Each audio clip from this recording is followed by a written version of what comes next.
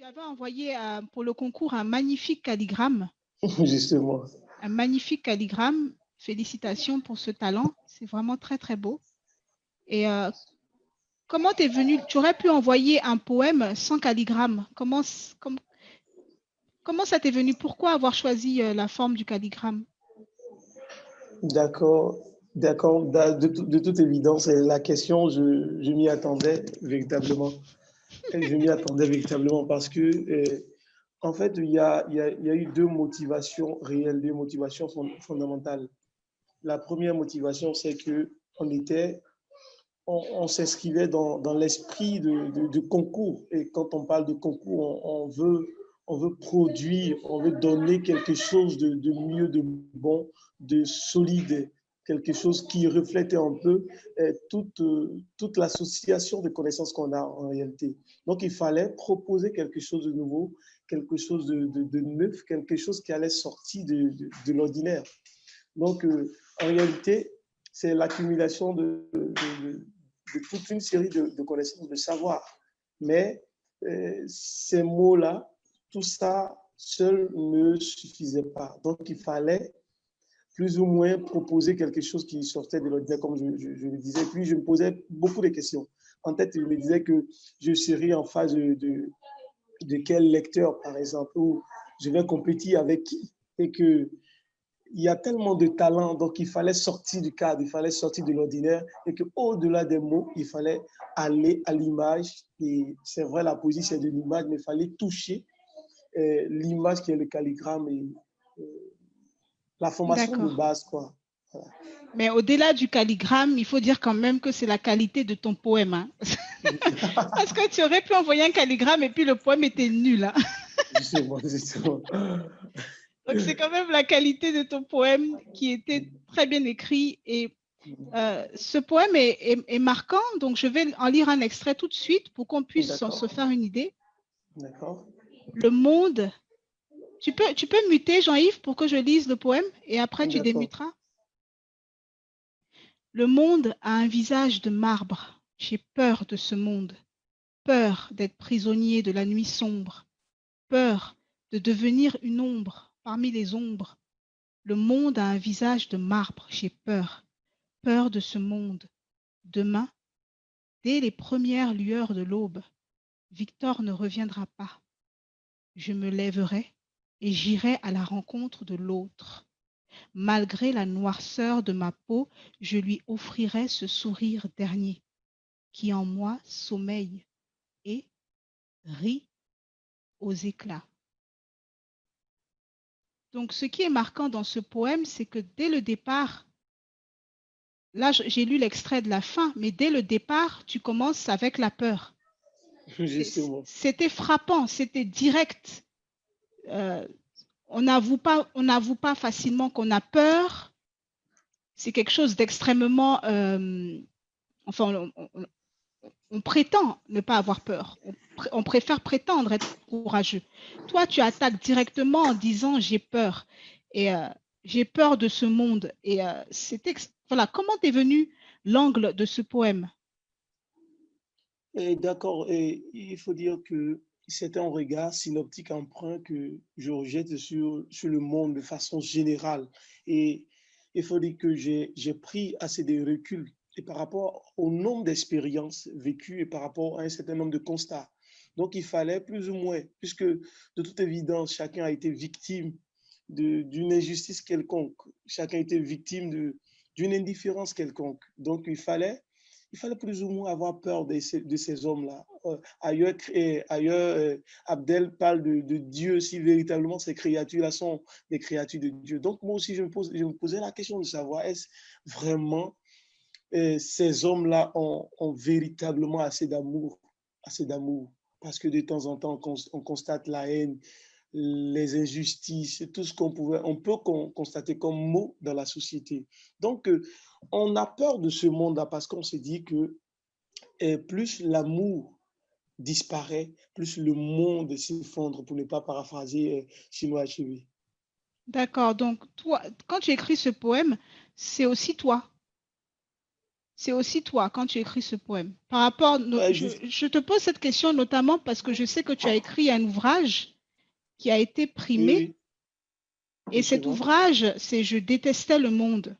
Je Et détestais le monde, j'ai justement. beaucoup aimé ce titre parce que euh, tu détestais le monde, c'est vraiment l'imparfait, quoi. Tu utilises l'imparfait et tu détestais le monde et tu ne le détestes plus. Mais voilà pourquoi tu le détestais.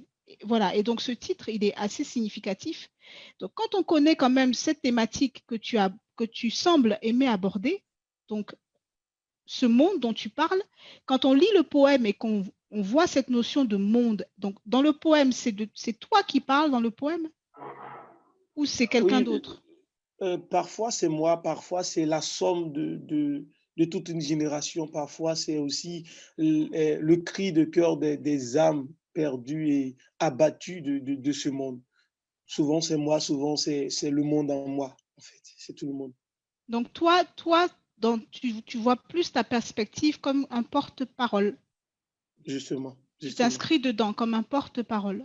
Justement, je m'inscris en tant que porte-parole, en tant que personne individuelle, en tant que personne lambda, préalablement, mais aussi en tant que miroir de toute une société, mais aussi en tant que la somme de toute une population, de toute une génération frustrée et condamnée injustement, et tout ça. Donc, je veux nommer avec des mots, les mots de la société, voilà, en quelque sorte. Mais dans ce cas, ça sera les mots de la société tels que toi, tu les perçois et Oui, tels que justement, toi, tu penses qu'une certaine génération les perçoit.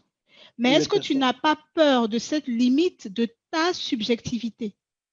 Tu n'en as, je reviens sur la notion de peur. Est-ce que tu n'as Oui. pas peur de cette subjectivité? Est-ce que tu pourrais te tromper? Ben, je, je, je, bon, dans tous les cas, je me pose encore beaucoup de questions et de temps en temps, j'essaie de me mettre à la place des autres. Je sais que quand on lit, on ne me voit pas directement, mais on se met dans sa peau. On se Mm. met dans sa peau et on se retrouve quelque part d'autre. Et se retrouver, ça veut dire quelque part d'autre que l'objectif est en train d'être atteint et que quelque part d'autre, le monde n'est pas replié sur le poète que je suis, mais plutôt ailleurs. Ma vie est similaire à celle des autres, en fait, Donc on revient à ce que d'autres lauréats ont dit avant toi. justement. Ouais, Jocelyn par rapport à l'émotion et puis d'autres par rapport à être à cette empathie, En ressentir ce fait, que l'autre. c'est que je Ok. ressens. Donc cette limite pour toi, elle est franchie parce que tu ressens comme l'autre ressent, si je Oui, comprends bien. oui, justement, justement. Est-ce que tu as visiblement tu es d'une tu as la niaque, fallait que tu gagnes, tu as fait le calligramme et tout. Euh, Est-ce que, tu t'attendais à gagner? Est-ce que tu t'es dit, voilà, c'est pas possible, je vais gagner, ou est-ce que tu étais dans l'attente? Comment ça s'est ben, à, passé? à vrai dire, j'étais dans l'attente. J'étais dans l'attente et je ne m'imaginais pas gagner.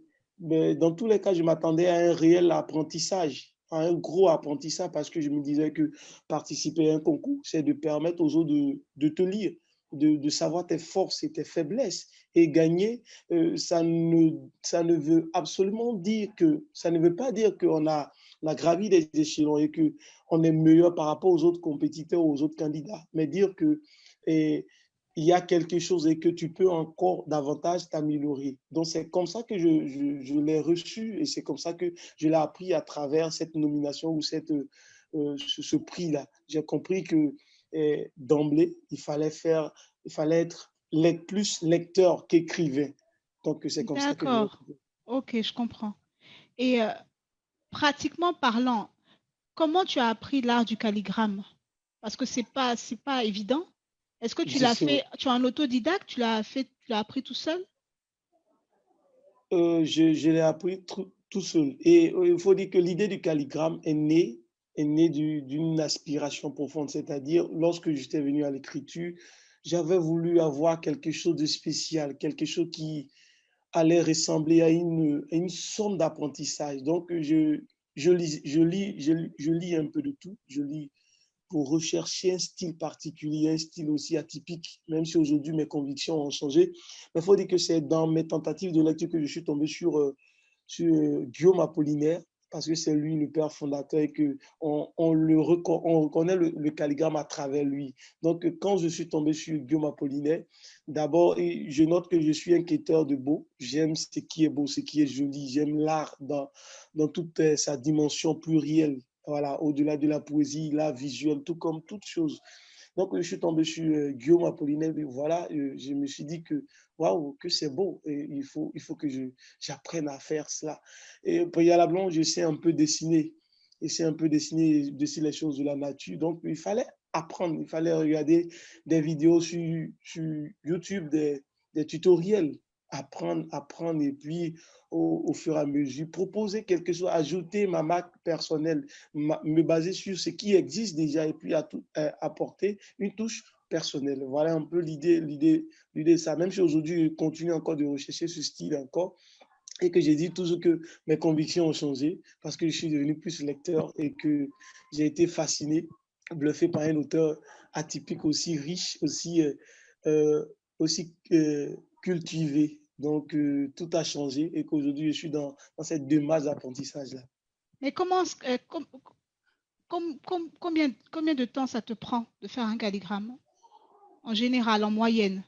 En moyenne, ça peut prendre au moins une semaine parce qu'il y a d'abord l'idée qu'on veut transmettre, il y a d'abord le corps, le message d'abord, le poème en tant que tel, en tant que texte, et il y a l'adaptation du message à l'image qu'on veut réellement. On veut Tu réellement. Donc, penses à l'image d'abord ou c'est le texte d'abord? je pense au texte d'abord. Et D'accord. vu le contenu, je me dis que je peux associer le texte à une image, de sorte à donner quelque chose de beau, quelque chose qui pourrait sortir de l'ordinaire. En tout cas, félicitations, c'est extrêmement beau.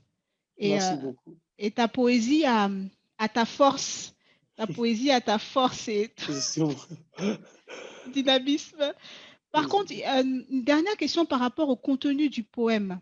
Oui, Euh, c'est une, et on voit que tu es dessinateur parce que c'est une succession oui, d'images. Quand on prend ton justement. poème, c'est une succession d'images. Donc la peur du monde. Ensuite, Victor qui ne reviendra pas. Donc on comprend que c'est un aller sans retour. Justement. C'est une image qui se juxtapose. Et juste après, on a toi qui dis malgré la noirceur de ma peau, donc malgré l'épreuve, Oui, j'irai tout de même vers l'autre, mais double épreuve à cause de son physique qui est vécu comme un fardeau et à fardeau, cause de l'absence de l'autre qui finalement permettent d'expliquer euh, pourquoi on a peur du monde. on a peur du monde, oui. Donc, est-ce que c'est naturel, cette utilisation successive des images, comme ça, un peu comme des tableaux? Est-ce que c'est travaillé ou est-ce que c'est spontané? Je dirais que c'est à la fois travaillé et spontané. Et ce qui devient spontané, ce qui devient l'habitude, c'est à force de travailler, c'est l'apprentissage. Et c'est parce qu'on a l'habitude de faire et que souvent, ça vient naturellement. Mais le naturel est conditionné par l'ensemble de connaissances qu'on aura acquis préalablement. Ok, Voilà donc un peu tu procèdes un peu comme un sculpteur. Tu as la matière la matière, voilà, et puis tu dessines, quoi. justement, justement. D'accord. Ben, merci beaucoup, Jean-Yves. Oui, je Et vous en encore prie. félicitations parce que vraiment, une semaine pour le calligramme, là, c'est... On dirait Mais en fait, que... l'idée de ce concours, j'avais été tagué par plusieurs poètes ivoiriens. Et ce qui m'a poussé à participer, c'était le commentaire du président de l'Association des écrivains de Côte d'Ivoire. Bon, il a dit, petit, voilà une nouvelle occasion, tu es un poète talentueux et voilà, il faut essayer, on ne sait jamais.